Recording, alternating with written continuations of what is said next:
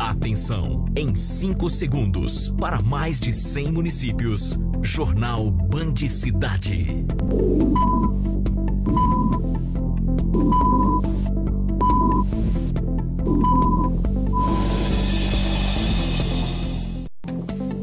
Situação financeira do Hospital Hélio Angotti é preocupante. Porque todos nós sabemos que o hospital filantrópico de todo o Brasil, qualquer hospital tem um déficit muito grande. Jovens se preparam mais cedo para entrar no mercado de trabalho. Com a oportunidade da aprendizagem, tanto com a qualificação do curso, da aprendizagem, mudou muita coisa. E na última reportagem da série Males do Racismo, vamos falar sobre saúde. A partir de agora, no Band Cidade que está no ar.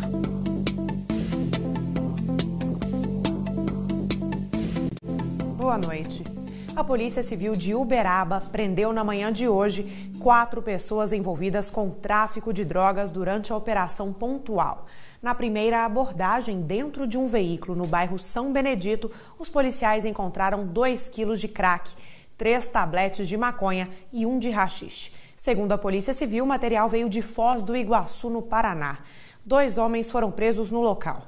Durante as investigações, os policiais chegaram a outros 2 suspeitos.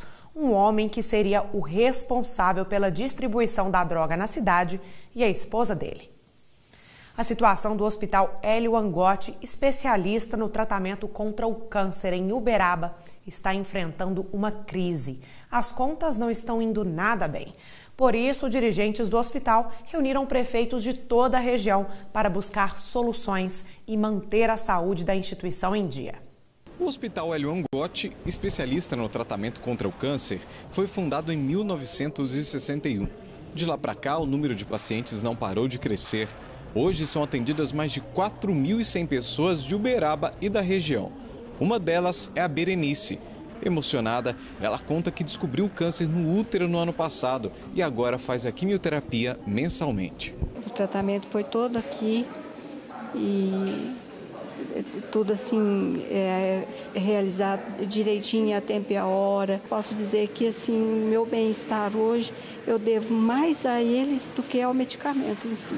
Já a Lourdes é lá de Iturama, no Pontal do Triângulo. Ela enfrenta 3 horas e meia de estrada para vir fazer o tratamento no hospital de 15 em 15 dias. Tá sendo meio assim, difícil um pouco, que tem que vir, de 15 em 15 dias. Mas tá bom.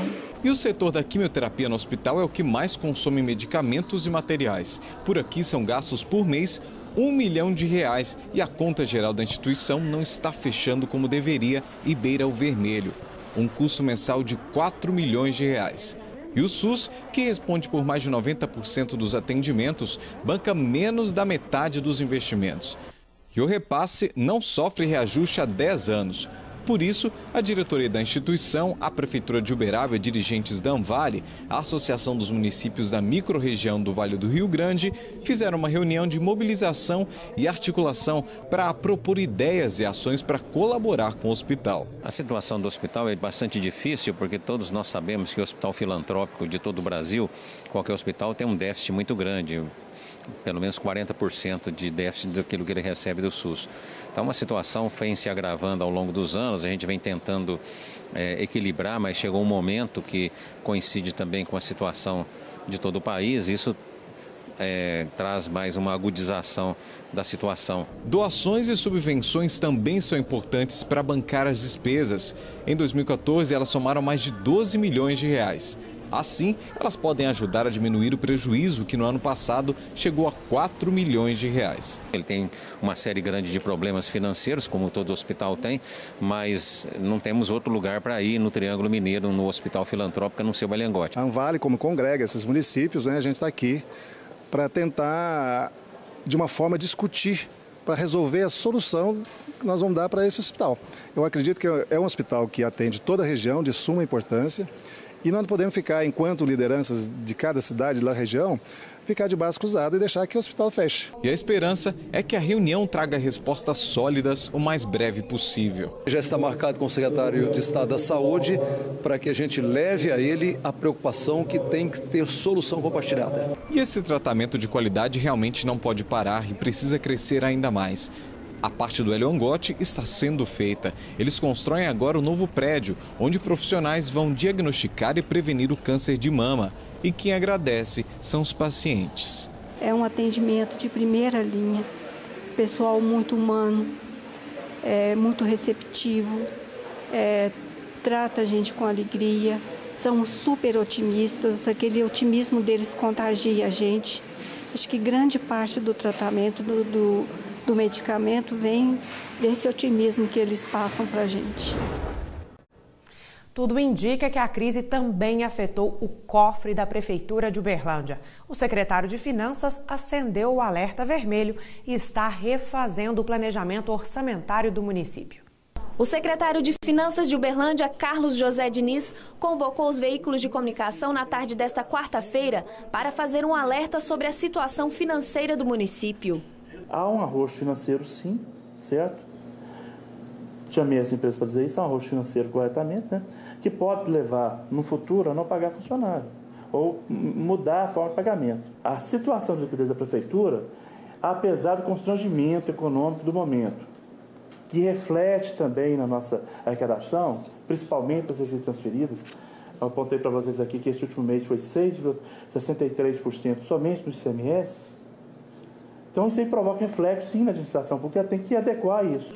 O secretário afirmou que está refazendo o planejamento orçamentário do município e que vai cortar gastos em todas as secretarias, apenas com exceção das secretarias de saúde e de educação. Nós, já desde o início do ano, nós cortamos 30%, primeiramente 20%, depois mais 10%, do orçamento total de todas as secretarias, certo?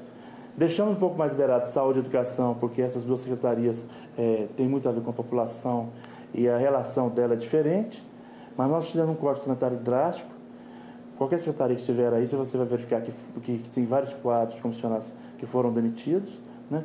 Além disso, cortamos importantes gastos tradicionais, como hora extra, uso até de papel, impressora e vai. Segundo o secretário, a situação chegou a esse ponto em função da diminuição da arrecadação de impostos como o ICMS e o IPVA, além do Fundo de Participação do município, o que soma 70 milhões de reais a menos de arrecadação do que o previsto até o primeiro semestre. O total de dívida dos contribuintes com o município de Uberlândia chega a 1,74 bilhões. Então nós mandaremos uma carta para os devedores de Uberlândia, anunciando que ele é devedor, tá? E dando a ele a oportunidade de negociar naqueles termos que falamos, de pagar à vista de 90% de desconto de juro e multa e mais 3 outras formas de pagamento, 2 vezes, 4 vezes ou 6 vezes, com 80, 60, 70. Ele não fazendo isso, nós teremos que necessariamente protestar essas dívidas. Por quê? Porque já que nós temos um recurso da execução, que deixa de acontecer a prescrição, nós temos que usar o outro recurso que temos, que é o protesto. E uma decisão do governo estadual preocupou a diretoria da Associação Comercial e Industrial de Uberlândia. Eles se manifestaram hoje contrários à resolução, que entra em vigor a partir do dia 1º de agosto. Ela revoga benefícios concedidos aos atacadistas. A CIUB quer a suspensão da resolução. Um ofício foi encaminhado ao governador Fernando Pimentel, manifestando possíveis prejuízos que o Estado pode ter com a mudança dos regimes especiais concedidos a este segmento da economia. O efeito pode ser contrário ao esperado pelo governo. Uberlândia é o município com o maior número de atacadistas e distribuidores de Minas Gerais. A seguir, cada vez maior o número de jovens que buscam uma vaga no mercado de trabalho. Os detalhes depois do intervalo.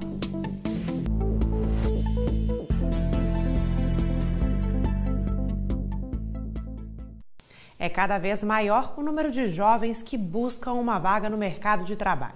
Eles se preparam mais cedo para disputar uma oportunidade nos setores mais concorridos. A lei da aprendizagem mudou pouco na última década. Mesmo assim, ela garante uma ocupação para quem nem sempre era visto com bons olhos.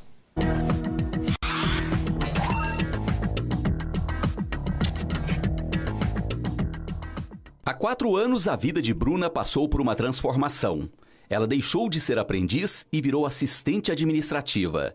A contratação veio após o fim do contrato de 24 meses. Com a oportunidade da aprendizagem, tanto com a qualificação do curso, né, da aprendizagem, mudou muita coisa na questão de crescimento pessoal e questão do crescimento profissional e a questão também das minhas buscas pelos meus interesses pessoais. Então, eu pude começar a fazer o curso superior através do programa. A coordenadora do programa Aprendiz Empreendedor explica que Bruna é resultado de uma parceria que deu certo. São 150 empresas que estão de olho em 600 jovens, inscritos nos 3 cursos oferecidos pela Fundação Maçônica. Ela atende exclusivamente alunos da rede pública, ela forma um banco de dados para atender suas empresas parceiras.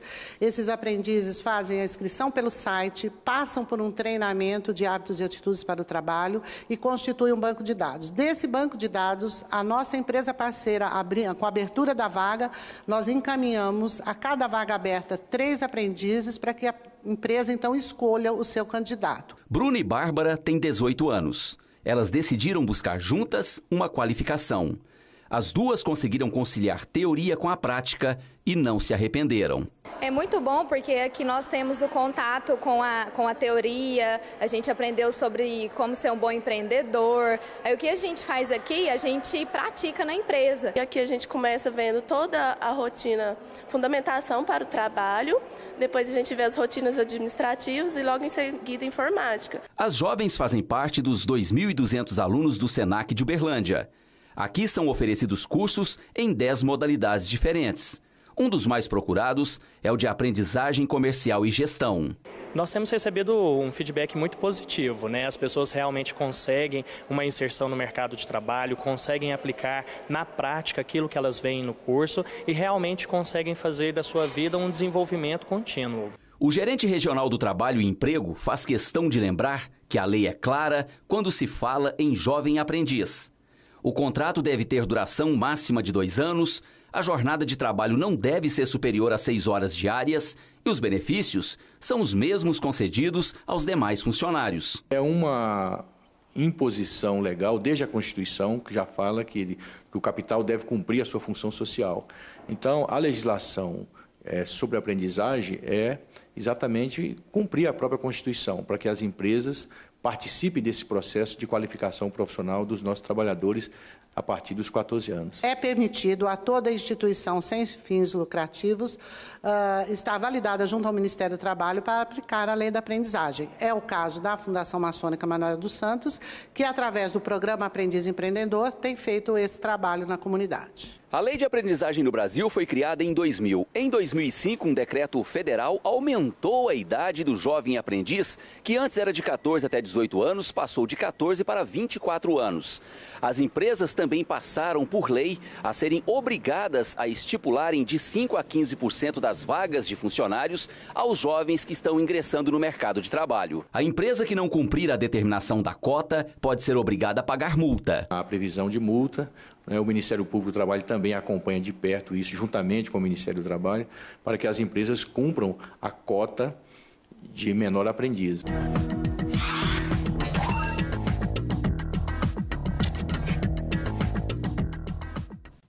E amanhã, entre 8 e meio-dia, o Senac Uberlândia realiza um evento com a participação de empresários da região para discutir o projeto Menor Aprendiz. O Senac fica na rua Belo Horizonte, número 525. E agora tem a previsão do tempo para esta sexta-feira na região. Os dados são do Instituto Clima Tempo. Em Uberaba, o dia será de sol e sem nuvens no céu, máxima prevista 29, mínima 14. Em Riachinho, a sexta amanhece com sol e algumas nuvens. A temperatura pode chegar a 32 graus, mínima 13, não chove na cidade. Sem previsão de chuva também em Abadia dos Dourados. O dia amanhece ensolarado, máxima 30, mínima 14. Em Vargem Bonita, manhã de sol e tempo aberto. Máxima 28, mínima 17. A noite continua sem nuvens. Será que os negros realmente têm uma saúde de ferro? E quando eles procuram ajuda na rede pública, será que são bem atendidos? Na última reportagem da série Males do Racismo, a gente mostra dados curiosos sobre saúde.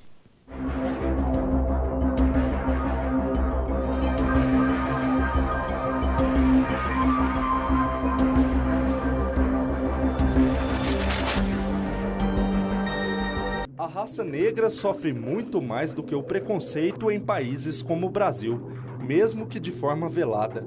Por causa da desinformação, muitos acreditam que os negros são mais fortes, talvez porque eles têm a pele mais resistente, sem rugas e flacidez. Os dentes perfeitos dispensam cuidados. Tudo não passa de mito. Na verdade, eles adoecem e morrem mais cedo. Nós temos diversas doenças, principalmente de origem genética, que têm uma prevalência maior na população negra. Por exemplo, a anemia falciforme. Outras doenças têm um componente multifatorial. É lógico que o papel genético é importante, mas a exposição ocupacional, os hábitos de vida, os costumes das determinadas regiões do Brasil têm um papel extremamente importante. Algumas enfermidades chegam a ser 16 vezes mais comuns nos afrodescendentes. Os negros estão mais predispostos a desenvolver doenças pulmonares, como asma e apneia, doenças metabólicas como deficiência de vitamina D, obesidade e diabetes, câncer de próstata ou mama, e também doenças cardiovasculares, como derrame e hipertensão. A vitamina D, ela é produzida na pele através dos raios UVB do sol. Como eles têm essa barreira, eles precisam de 3 vezes mais tempo de exposição solar para adquirir o mesmo nível de vitamina D da pele clara. A população negra está mais sujeita ao câncer de próstata, câncer de cólon, câncer de pulmão. Mesmo nos pacientes que não fumam, a chance de ter um câncer de pulmão é 2 vezes maior do que nas outras etnias. No caso das mulheres, principalmente a neoplasia de mama, quando presente, ela tem uma agressividade maior e os resultados a longo prazo são bem piores. Até mesmo em locais onde se imagina existir um tratamento igualitário, isso não acontece. Depois de pressões do movimento negro, em 2006 o Ministério da Saúde reconheceu existir a desigualdade étnico-racial na rede pública. Em Uberlândia, a situação não é diferente. A Secretaria de Saúde não quis falar sobre o assunto. Disse apenas que todos os pacientes são atendidos da mesma maneira. Quem frequenta a rede pública sabe que não é bem assim. É o caso de Dona Adelina. Ela é portadora do vírus HIV e aguarda por uma cirurgia há 2 anos. Ela se emociona ao pensar que a dificuldade em conseguir um tratamento se deve ao preconceito. Preconceito. Às vezes eu chego com o médico olha, e quando ele percebe que eu tenho HIV, já sai de perto. Porque eu sou negra e tenho HIV. Será que se eu não tivesse HIV, eu ia fazer a cirurgia? Porque eu não aguento mais ficar com o braço doendo.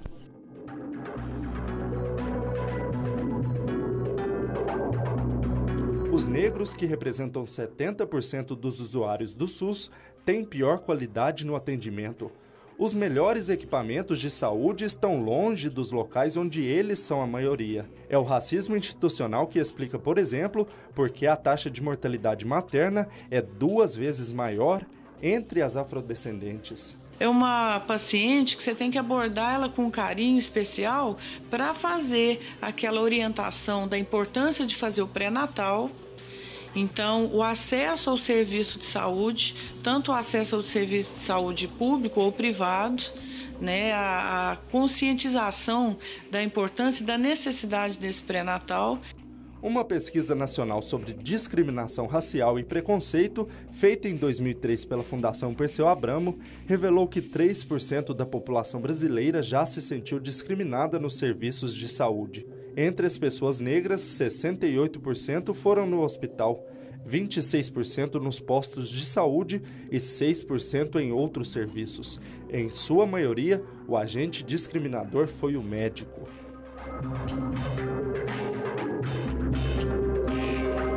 Todo mundo fala, aceita o negro e tudo, mas não é assim, não é bem assim. Nós que somos negros, a gente vivencia muito isso.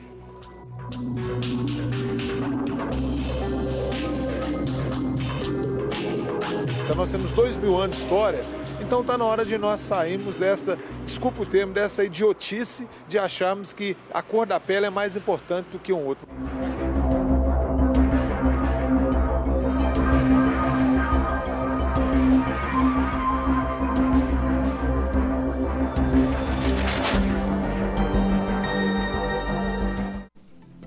Daqui a pouco você confere os melhores momentos do jogo entre Atlético Mineiro e São Paulo. Não saia daí, eu volto em instantes.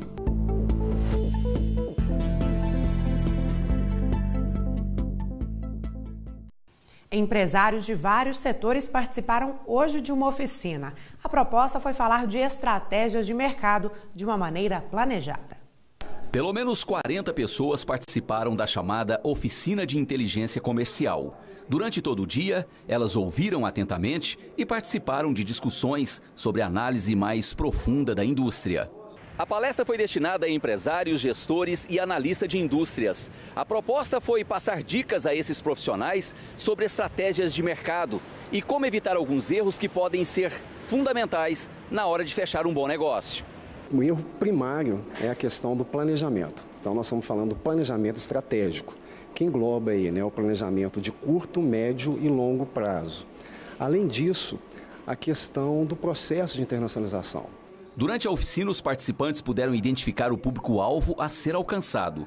A troca de experiência ajudou na formulação da análise de mercado e das estratégias empresariais.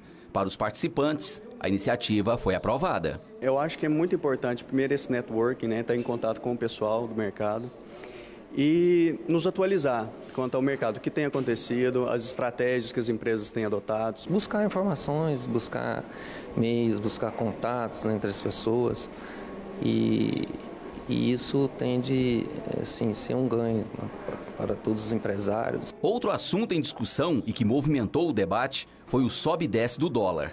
Para os empresários, o momento é de apostar nas vendas externas. E com o mercado de variações, todo cuidado é pouco. A empresa brasileira ganha mais competitividade. Mas veja bem, um processo de exportação ele não pode meramente aproveitar só esse momento. Existem outros quesitos que o empresário tem que verificar, não só a questão do dólar, é a questão da inovação, da competitividade, do atendimento ao cliente. Isso permeia por outras questões, não só a questão da valorização ou desvalorização do dólar. Agora vamos falar de esporte. O Atlético entrou ontem em campo pela 16ª rodada do Brasileirão. O argentino Lucas Prato brilhou e logo no primeiro tempo balançou a rede do adversário 3 vezes.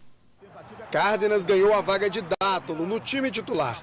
E logo aos 7 minutos, o colombiano arriscou de longe. Do outro lado, o São Paulo também assustava. Marcos Rocha cruzou da direita e outro gringo começou a roubar a cena. Prato finalizou e ainda pegou o rebote para abrir o placar. 6 minutos depois, Giovanni Augusto cruzou na medida para o argentino ampliar. Prato estava inspirado e até quando errava, a bola balançava a rede. Ainda no primeiro tempo, o centroavante recebeu lindo passe de Giovanni Augusto e bateu na saída de Rogério Ceni.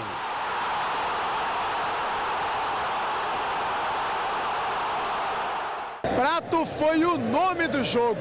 Foram 3 gols em uma noite perfeita, que manteve o Atlético na liderança isolada do Brasileirão. Ele tem uma técnica muito apurada também, apesar de não ser um estilista, assim, um malabarista com a bola, uma coisa assim. Ele é eficiente, ele tem uma técnica mortal. O São Paulo ainda diminuiu com Alexandre Pato, que marcou de cabeça. Para o técnico Levir Coupe, uma vitória que premiou a equipe mais eficiente. Nós tivemos um ponto que foi fundamental, a finalização. Acho que foi o mérito do resultado foi aí, pelo acerto nas oportunidades que tivemos. Um coral formado por crianças órfãs da Uganda fará 3 apresentações em Uberlândia. A primeira delas será no dia 1º de agosto, no Poliesportivo do bairro Roosevelt, às 8 da noite, com entrada gratuita. O espetáculo traz os talentos desses jovens numa forma de expressar esperança e gratidão. A apresentação ainda vai passar pelos bairros Martins e Jardim Brasília, no dia 2 de agosto. E o Band Cidade de hoje termina aqui, mas a gente volta amanhã. Uma ótima noite para você e até lá!